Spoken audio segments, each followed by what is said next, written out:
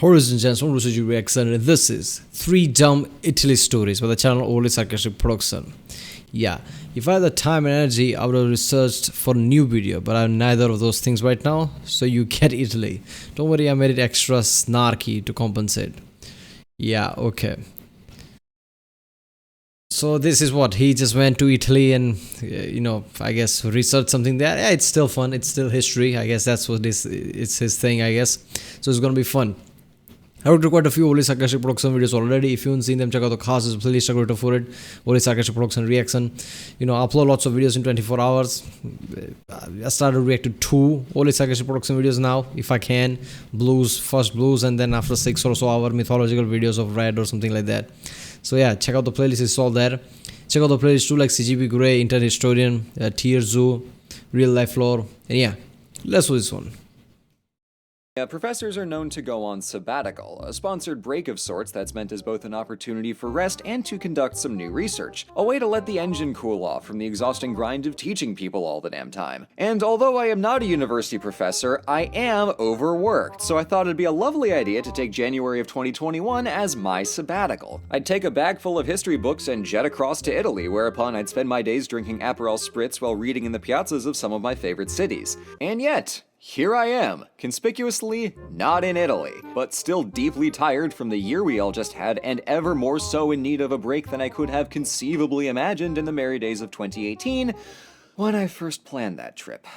So, here's what we're gonna do. I am going to tell you some fun dumb stories about Italy, we are going to have a grand old time, and then I am gonna go take a week-long nap. Sound good? Yeah, I take it easy. One thing I've noticed that, he's really OCD about the historical accuracies and detail. So I guess I don't think he physically can just, take it easy when he talk about history videos. That's why, he's taking it easy, and he's just, the title is 3 Dumb Italy Stories, not the, history something, some title about, Italy history or something like that. Because he's just going to talk about stories regardless of if it's completely accurate or not.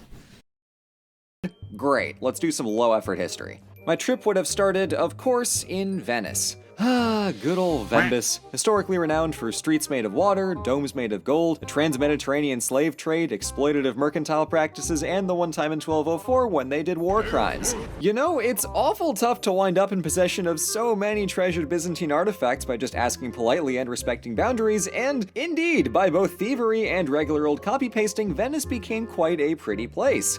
Shame it's so damp nowadays. Although Venice is, in the grand scheme of things, still somehow less problematic than some other famous players, it's always good to separate the nice from the yikes. Historical faves are all well and fine until we start seeing them as flawless, or if we shove our heads so far up our own asses that we pretend some of those flaws were actually features. I don't really mind copycats. If it's art is art. If it's copied from somewhere else, it doesn't matter. Slave trade, Fourth Crusade, damn. But yeah, architecture, Renaissance art, literary culture, that's just, yeah. Venice is great. Far up our own asses that we pretend some of those flaws were actually features. All historical faves have faults. Yes, also that one. I know, they made such good art, but look, we've had some time to reflect. We can be better than them now. Sorry, that had been simmering for a while and I needed to get it out. Anyway, when I'm not gushing about Venice's uninterrupted 11th century string of being a republic, I like to stop and appreciate the city's architecture. As a consequence of how early Venetians were basically creating a city on stilts, buildings had to be constructed carefully, with a strong base of waterproof Istrian marble and lightweight brick walls with generous cutout space for windows. Since Venetians were the best glassmakers in Europe, they had the skills and materials to actually make windows that big. Venice was also unique in being at the crossroads of 3 distinct— Yeah, Venice is known for, great curvature of windows and different type of arts of like that, right? I mean, they have great, glasses, window and things like that. Distinct architectural styles. Starting as part of the Byzantine Empire, they soon picked up elements of mainland European Gothic and Mediterranean Islamic design. So even before the Renaissance was a twinkle in Titian's eye, Venice had built itself a gorgeous mix of 3 already baller architecture. Oh, I see Islamic, some of that, yeah. styles. Even And it's here. a complete product of circumstance. No other city on Earth had the opportunities and constraints that would result in a style like Venetian Gothic, which is a polite way to say no other city could fall so spectacularly ass backwards into artistic success. In the century after Filippo Ultradiva Brunelleschi accidentally rediscovered classical architecture basically out of spite, Venice was catching on to this whole white marble frilly column vibe. And luckily for the construction industry, Venice was also constantly catching fire, so there were always opportunities to build the newest and shiniest looks. Okay, why was it catching fire all the time though? I mean, yeah, I've never thought of that, but now looking at it, yeah, I mean, look at a bit of Christian type of Gothic type of thing, like he's saying, and some of the Islamic mixture of that. I see it now. I'd written up this whole side tangent about how Andrea Palladio essentially codified the genre of neoclassicism, but I cut it because it was long and probably only interesting to me. He made a So separate before I video. start gossiping about the time Palladio almost won the design competition for the new Rialto Bridge, but then they gave the commission to this misaligned doofus instead, let's move on. Midway along the journey of my vacation, that's a Dante reference for you, I was set to take a stopover in Bologna, home to both Europe's oldest university and this one really good lasagna place. Oh yeah, Europe's Alma something, right? I remember reading about that. It was constructed in 1000 something year. Yeah, it's oldest university, not just Europe. Isn't it the oldest university of the world, if I'm not mistaken? I don't know. Say Alma that like something. 9 years ago. Most tours will focus on the university, but I wanted you to be aware of both. Bologna is a bit of a geographical anomaly within Italy, being right at the eastern edge of the Apennine Mountains and directly in grabbing range for Milan, Florence, and the Papal States. For most of the Middle Ages, Bologna was able to dodge and weave its way to functional independence, but from the 1500s it was quite firmly under the Roman thumb. In 1572, Bologna native Pope Gregory XIII became, Pope. Not quite sure where that sentence was going. Let's write that in and the to name. celebrate, they made him a nice fancy bronze statue in 1580. You can see it here, for it is fancy and bronze. But curiously, the inscription at the top says words that very clearly do not include Gregory, 13, or Pope. So What? one might ask, what gives? And I answer, dear viewer, Napoleon gives. Usually he is giving cannonballs. At speed. But before we can connect boy band Bonaparte to this mismatched inscription, we need to take a second to appreciate the fact that, throughout history, no one knows what people look like. Most citizens would only know their king or queen by the faces struck on yeah. coins, which archaeology informs us often looked more than a little smushy. Sometimes we get more substantive depictions, but in the case of the Byzantines, doesn't stop them from still looking identical. I mean, come on, man. How is somebody supposed to draw accurately there, I guess? Yeah, that's the closest thing, I guess. Sure. I mean, yeah, at the time, there was no internet, there was no YouTube. There was, basically nothing. No photographs, no nothing. If you want to see who your ruler is, you literally have to go where he is and see him. I mean, how many people can do that? So, yeah, that is true, isn't it? Even, lots of people in the major empire rarely could recognize their own king. If he wasn't walking around in king crown and clothes. But ancient Rome gave us lifelike statues.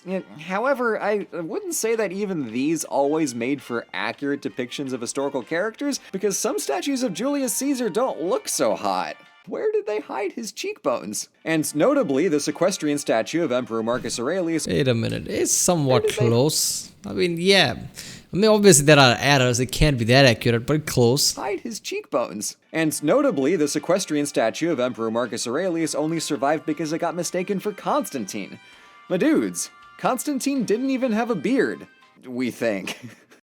Why did it just survive because of Constantine? Why because of Christians?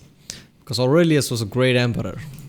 I mean, good work messing that one up. It's a baller statue. I'm glad you didn't melt it down. And I say all this to illustrate my point that the wool is easily pulled over one's eyes when it comes to who is being depicted, even with a statue. So in 1796, General Napoleon and friends were having a grand old time on campaign in Italy and came through Bologna. Now, Napoleon was super not a fan of the Pope, so the citizens thought the statue was a goner. But if maybe it wasn't a statue of the Pope, no big deal, right? So a few artisans got to work replacing the papal tiara with a bishop's mitre and sculpted a bishop's staff to put in his hand, and carved a new inscription that identified this gentleman as Saint Petronius, the 5th century bishop of Bologna and their patron saint. And And far be it from me to question raw genius at work, it did the trick. I mean, sure, Bologna got placed under France's new imperial nonsense, but they kept the statue and restored it to original form a century later. Good thing Napoleon never... Yeah, seriously though, I mean, that is genius, isn't it? Who thought like, okay, there you go, statue's gone.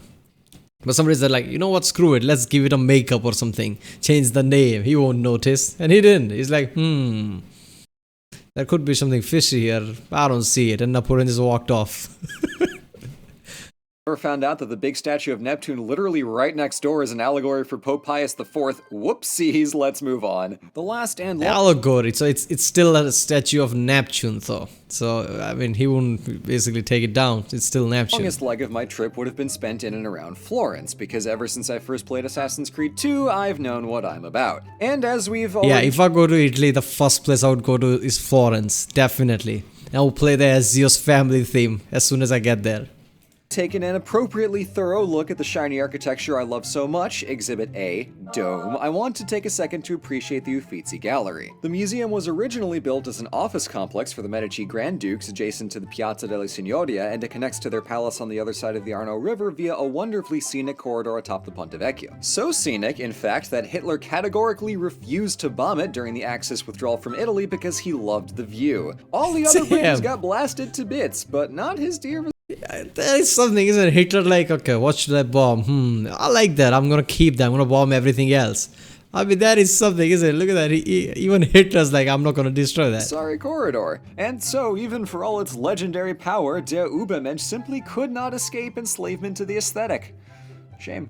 As for the Uffizi itself, the Medici Grand Dukes had used part of it to house their private art collections, open to special guests early on and opening up to the public in 1769. Nice. And the museum maintains the feeling of being a Florentine's collection of Florentine art. It takes you chronologically through high medieval art and then shows you how the different movements of the Renaissance and Baroque periods unfolded in Florence, with some Roman statuary for nice contrast. Florence is obviously somewhat rare in its ability to fill an entire museum with what's essentially a neighborhood talent show, but I quite appreciate that it's not loaded with ill-gotten treasures from far-off lands. Oh, you know, that old trick where museums rake in loot from the colonies and such and just pretend like it belongs to them, resulting in such geographic anomalies as the Rosetta Stone landing in London or the curious case of the Code of Hammurabi in Paris. Big swerve to say that art belongs to the world and then get touchy when the world asks for it back. All that said, the Uffizi's lack of loot...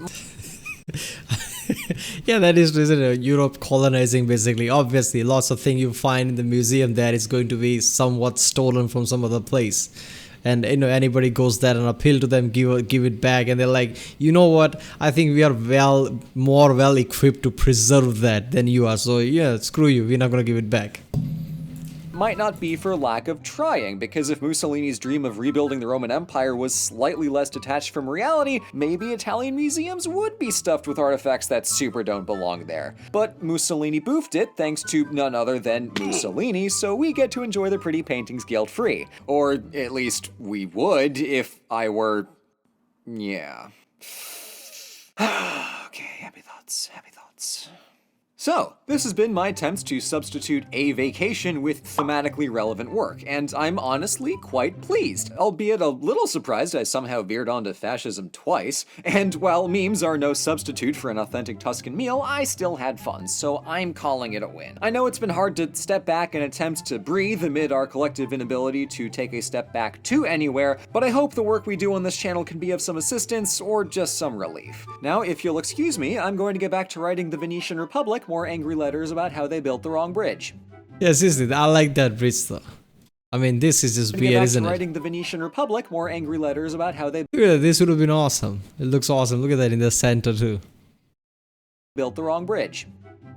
Thank you for watching. In continuing to trick my brain into thinking we're on holiday, I'm going to take it easy, watch some episodes of Rick Steves Europe, and bop around in Assassin's Creed 2. Yeah. Damn, that is so true, right? If I go to, you know, Italy, our first place I would go to is Florence, definitely. I love Assassin's Creed 2. Ezio's family, everything, all the combination of things, it's just an epic experience. I would go there and I would play Ezio's family first, just to feel the, you know, basically everything. So yeah, that was 3 dumb. So I guess, you know, he couldn't go to Italy, so he just, you know, researched Italy and talked about... I think it was historically everything was accurate there. So even he's trying to, you know, chill here is still accurate. Alright, people, if you like my Rick's on food, like and subscribe. Check out the Rick's and there's a link in the description. Check out the cast playlist. Check out the end cards, and I'll see you next time.